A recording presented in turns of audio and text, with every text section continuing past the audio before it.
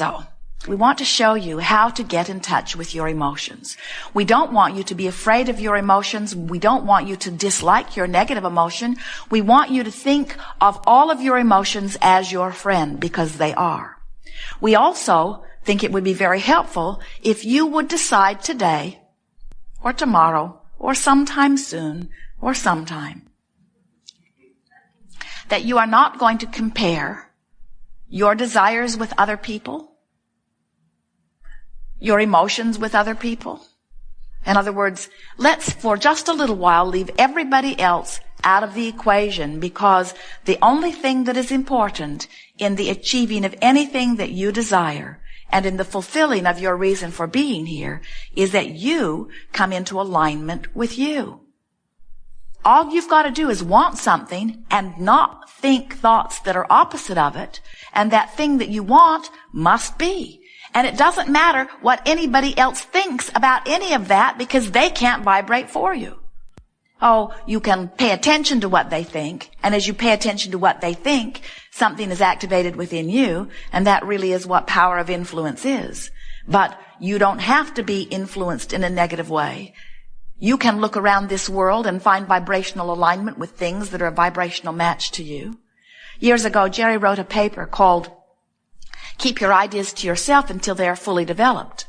And the reason that he wrote the paper is because he saw so many people that he was counseling toward achieving one thing or another, who would be well on their way to achieving it when they would talk to someone who had a different idea about it. Jerry would meet people that he knew nothing about their past, and he would hold a vision of them in his mind of their success. He would say, what is it that you want? He would get them to express with clarity what it was that they wanted, and then he would say, I will show you the path to achieving what you want. And he would monitor them day by day, and he would see them moving towards success with evidence all around them pointing to the success that they were receiving.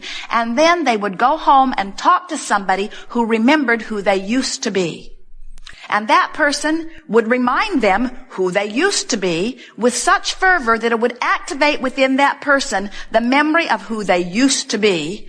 And now they were out of vibrational alignment with who they now wanted to be. So Jerry wrote a paper and gathered many statistics about it that said, keep your ideas to yourself until they are fully developed, because he knew that if he could hold a person's focus upon the belief of their success long enough, that they would achieve vibrational alignment with their new idea, and that in achieving vibrational alignment with their new idea must manifest, and that if they could gather enough momentum that in time, nothing that anybody else said would make any difference, because now that person could say to the people who were remembering who they used to be, no, I used to be that, now I am this. You don't know me anymore. I have become something more. But if they got to them too soon, they would remember themselves who they used to be, and then the party was over.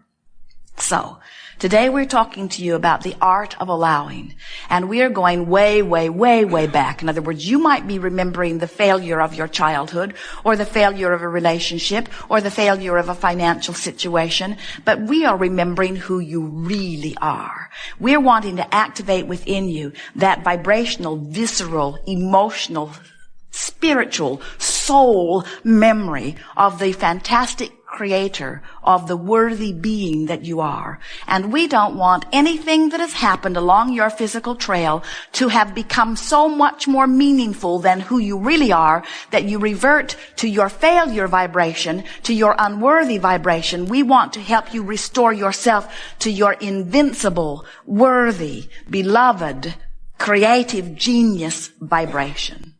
That's what the art of allowing is. The art of allowing says, you get to choose it, but you got to vibrate in vibrational alignment with what you have chosen. We have not come to dissuade you from anything you want, because you are not choosing inappropriately, no matter which side of which battle you are upon. There is not a giant right and wrong in the sky. You have not come forth to set everybody straight, to make the world understand your one way of thinking, because one way of thinking is the only wrong way of thinking that there is. This is a universe of diversity, and diversity means plenty to go around, and source energy will answer everyone. And it is only in your shortage consciousness where you believe that there is an finite amount of resources that you are squabbling over, whether it is land or whether it is oil or whether it is the right attitude or whether it is the right religion. When you think that what you've got is the only place that it exists and you are fighting over it, then there is plenty of resistance to go around. The resources that you're reaching for are infinite. And your ability to achieve a desire for something means that the universe has the ability to deliver it to you with no exceptions. And so, if just for a few days you will say, I am no longer in competition with anyone, and more importantly, I no longer give a rip what anybody else thinks about anything. I'm going to spend my time for just a little while showing myself my vibrational alignment with my own source. I'm going to start guiding my life from the inside out. Now you're on the track that you were born to be on. Now you are fulfilling your reason for being. And oh yes, what was that again? Your reason for being? Joy.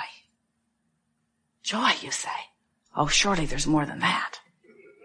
Surely there is something more meaningful than joy. Actually, no.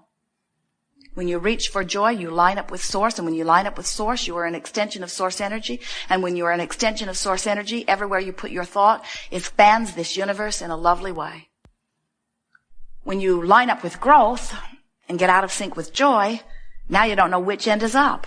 Now you find yourself doing things because you should do them, not because you want to do them. And now your vibration is all out of whack, and then everything gets hard, and then you get really tired, and then you say, what's the use? And we say, well, you got off track. You forgot what your dominant intention was. Your dominant intention is to line up with who you really are. Have you watched the little ones? They line up. Jerry and Esther and Tracy and Kate is 2.5, had an afternoon together, and Kate has not forgotten what her purpose of life is. She just looked everywhere for something to feel joyful about. She pointed out 100 birds that none of the others would have noticed if she hadn't pointed them out. She pointed out fish that the others may not have noticed if she hadn't pointed them out. A fly landed on her nose, and she took such delight in it, she laughed for 2 or 3 minutes. Because in the same moment that the fly landed on her nose, she was noticing that a bird was flying by. And the humor of the fly word and the fly word just knocked her out. How funny that is, that in the moment I would be saying, bird fly by, a fly would land on my nose. And as Jerry and Esther and Tracy, for a few hours, approached life through Kate's eyes, they remembered it's all about joy. It's not about achieving something. You can't help that. It's not about learning something. You can't help that. It's only about joy. That's the purpose of this life experience. It's for joy. It's for joy. It's for joy. So, here, right now, you might not be feeling all that joyful, which means we've got to be irritating the life out of you. Joseph Campbell said, follow your bliss. And if you can't get a whiff of bliss, then you don't even want to play the game. And we want to say to you, it is for joy, but there may be, depending upon what's been happening to you, there may be some vibrational variations between the joy that we are encouraging and where you are right now. And that's okay. Your goal is joy, but don't be upset if you can't quantum leap from despair to joy. No one can. Don't ask yourself to do impossible things. Instead say, I think I will go as far as I can go, and right now, anger feels pretty darn good to me. And what we want to say to you is, If you have chosen this angry thought because it is an improvement over the despair that you were feeling before, then good for you. And we would give you as big of monument or statue or plaque in recognition of your accomplishment as you made your way all the way to rage or revenge as we would if you got into the upper registries of ecstasy. Because any movement up the emotional scale is worth commending yourself about. If you came to us and you were just frustrated or overwhelmed about something, we would not encourage you into conversation that makes you angry, because that would be going the wrong way on the emotional scale. We would encourage you from your place of frustration to reach for more thoughts of hopefulness or thoughts of optimism. Maybe even a little pessimism is a step up from that feeling of overwhelmment that you are feeling. The important thing is that you decide that you're going to take control of the way you feel. And most of you have not really yet understood that or decided to do that. Most of you are still saying, give me a better condition and then I will observe it and I'll feel better when I see it. And we say, good luck on that one, because you can't get there from there. You can't get to a better condition from a place of vibrating with a worse condition. The law of attraction is not going to bring it to you. Jerry and Esther were driving yesterday, and they have some things that are happening with their motor coach. Minor things, like they can't get out the door.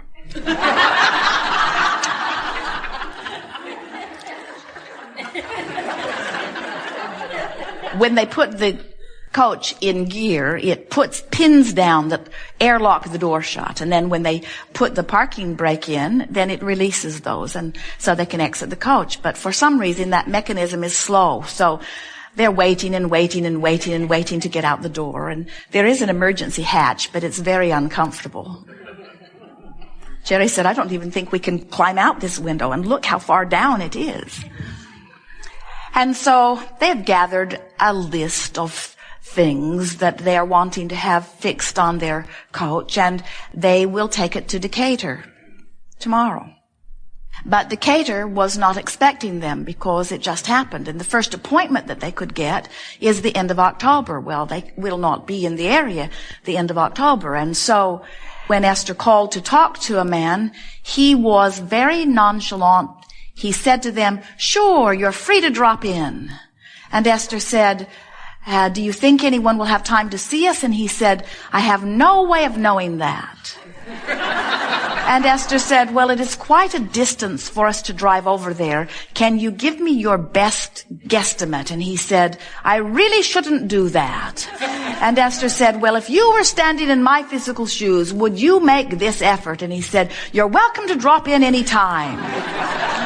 And Esther hung up the telephone and she looked at Jerry, and they both said, he does not really care. He has no sense of concern at all. And then they began sort of beating the drum of that. And as they made their list of things that need to be repaired, they pointed out to one another, none of these things should even be on this list. This should be a better manufactured job. This should not be happening. And before they knew it, in about 10 minutes, they were both in a place that we would call frustration. Serious frustration, bordering on resentment. Not bordering, it was well into resentment. And just tiptoeing into the range of revenge.